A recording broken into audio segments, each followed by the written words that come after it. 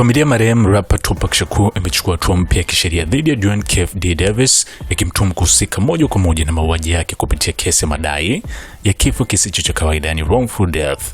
Kesi hiyo imefunguliwa na Moses Mobrem Shakur Kakwa Kambo Tupac kwa niaba ya mali, yani estate ya marehemu. Katika hati ya kesi, familia inasisitiza kuwa licha KFD kuwa mtu pekee aliyewahi kukamatwa hadi sasa, anaaminika kuwa sehemu ya njama pana inahusisha watu wengi ambao bado hawajatambuliwa rasmi. Tupac Shakur alipigwa risasi tarehe 7 mwezi Septemba mwaka 1996 huko Las Vegas baada ya kuhudhuria pambano la ndondi la Mike Tyson. Alifariki dunia siku 6 baadaye kutokana na majeraha. Kesi yake imebaki kuwa moja ya mafumbo makubwa katika historia ya muziki wa hip hop. Kwa mujibu wa uchunguzi, mahojiano mbalimbali aliwahi kuyatoa Duane Keffe Davis amekiri kuwa alikuwa ndani ya gari lililotumika katika shambulio hilo. Hata hivyo, simulizi zake zimekuwa zikibadilika kila miaka, jambo ambalo limeweza kuzua maswali mengi kuhusu ukweli na kile kilichotokea usiku huo.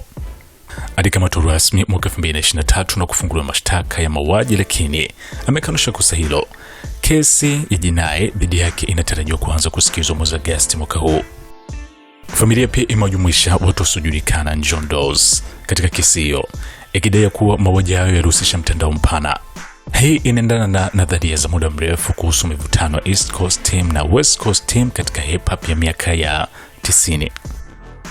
Nyaraka hizo pia zinagusia madai yaliyotolewa katika mfululizo wa makala ya documentary ya Sean Combs The Reckoning iliyotayarishwa na 50 Cent.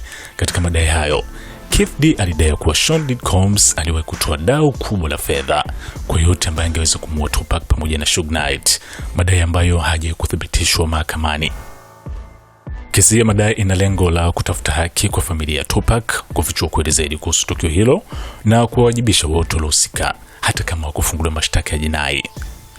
Kwa zaidi ya miaka 25 tangu kifo chake, jina la Tupac bado lina uzito mkubwa sana katika muziki na utamaduni wa dunia, na hatua mpya ya kisheria inaweza kuwa hatua muhimu kuelekea kufunga moja kesi zilizojaa utata mkubwa katika historia ya burudani.